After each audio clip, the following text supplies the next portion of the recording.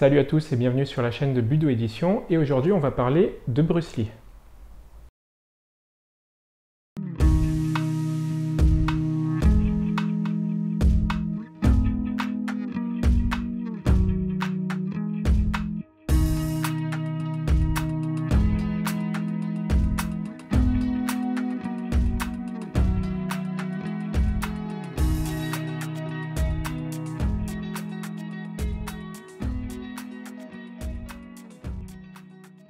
Le livre dont je vais vous parler aujourd'hui, c'est un livre qui a été écrit à partir de textes réunis par John Little. John Little, c'est le spécialiste de Bruce Lee aux États-Unis. C'est lui qui a eu accès à la bibliothèque privée de Bruce Lee. Et c'est grâce à cet accès à la bibliothèque privée de Bruce Lee qu'il a pu réunir un ensemble de textes qui avaient été écrits par Bruce Lee, soit sur des cahiers de notes, soit sur ses carnets d'entraînement. Et donc c'est à partir de tous ces textes que John Little a fait un travail pour écrire des ouvrages à propos de la pensée de Bruce Lee et de sa réflexion sur l'entraînement, sur sa vie de tous les jours, sur sa philosophie. Donc ce sont des textes qui sont très intéressants parce que ça nous donne un aspect du Jeet Kune Do qui était inconnu. Pour rappel, le Jeet Kune Do, c'est l'art martial qu'a créé Bruce Lee dans les années 1960-1970. Et c'est cet art martial qui est l'aboutissement des recherches de Bruce Lee en termes de combat, en termes de méthodologie d'entraînement. La préface de sa femme, Linda Lee Campbell, est très intéressante. Elle explique que Bruce Lee était toujours prêt à prendre des notes, à prendre conscience qu'une situation pouvait le faire évoluer dans tel ou tel sens. Il avait une méthodologie presque scientifique en ce qui concerne son évolution personnelle.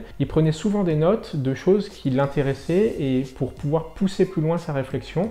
Et à partir de ces notes, on a pu retracer un petit peu son parcours d'évolution. Donc c'est très intéressant de se replonger là-dedans puisque dans ce livre, on a tous les aspects qui montrent que Bruce Lee a eu une véritable évolution de sa conception des arts martiaux, de sa conception de la pratique, de l'entraînement, mais aussi de sa conception de la philosophie, puisque comme chacun sait, Bruce Lee avait fait des études de philosophie aux États-Unis.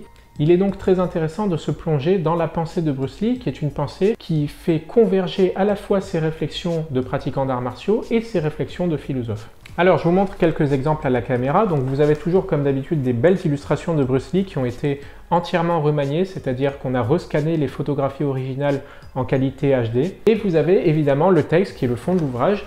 Alors, pour ce qui est du texte, vous avez différents chapitres qui sont classés par thème. Et ces chapitres abordent un petit peu toute la vie du pratiquant d'art martial qui était Bruce Lee. Vous avez à la fois des études issues du Tao du Kung Fu de Bruce Lee, donc des textes écrits par Bruce Lee à propos de son approche du Kung Fu.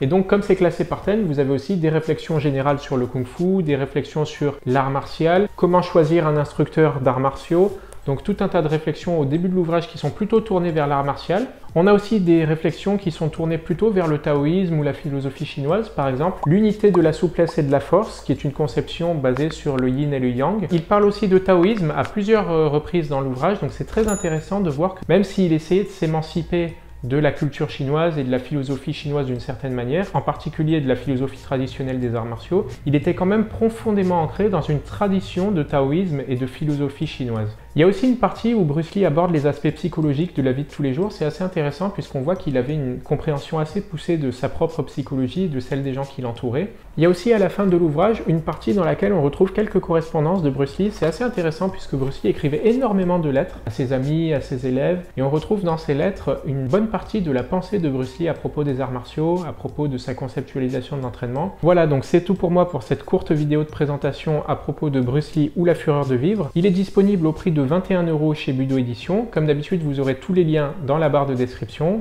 Et moi, je vous laisse et je vous dis à la prochaine sur la chaîne de Budo Édition. Salut!